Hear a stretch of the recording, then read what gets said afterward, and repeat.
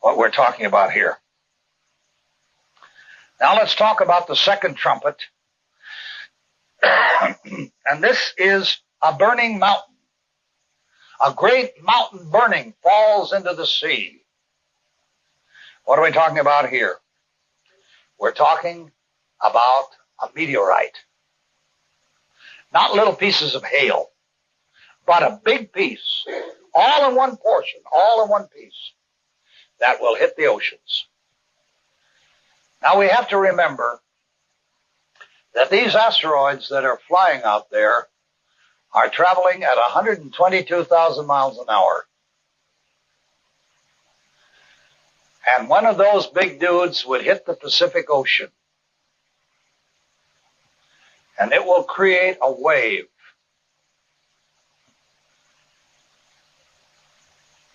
I would say conservatively a mile high.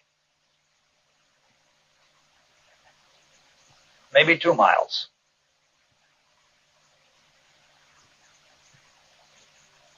And as a result of that, the ships, it spoke about the ships.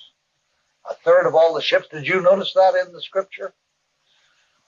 Can you imagine for a moment that a ship is picked up by this massive wave and it's lifted a mile or two into the sky, and then the wave drops away, the supportive wave drops away, and that ship falls a vertical mile or two?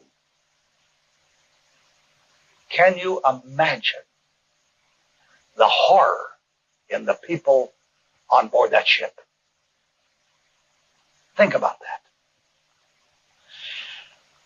When the scripture talks about a third of all of the ships in the sea being destroyed, it is talking about ships, spelled S-H-I-P-S. That's what it's talking about.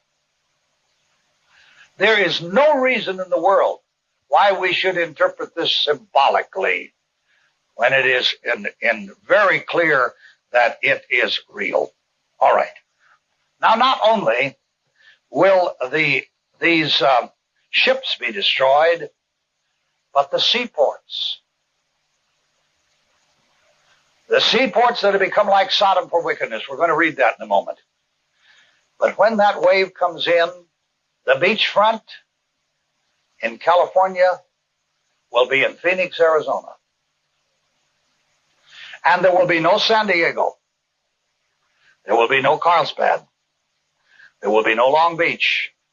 There will be no Los Angeles. There will be no San Francisco. There will be no Coos Bay. There will be no Portland. There will be no Lincoln City. There will be no Seattle.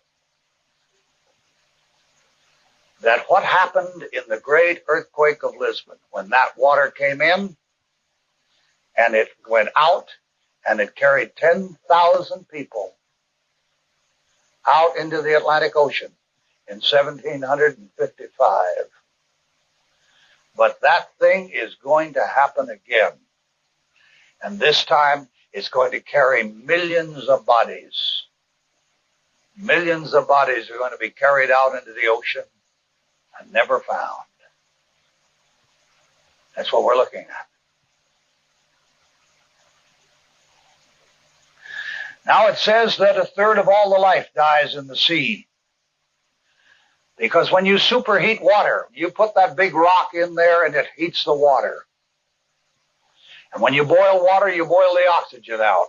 It tastes flat. And the fish have to have oxygen in order to live. And because they don't have any oxygen, the bodies of the fish will rise to the surface. It will be washed ashore. And if you like the smell of decaying fish, you will enjoy that day.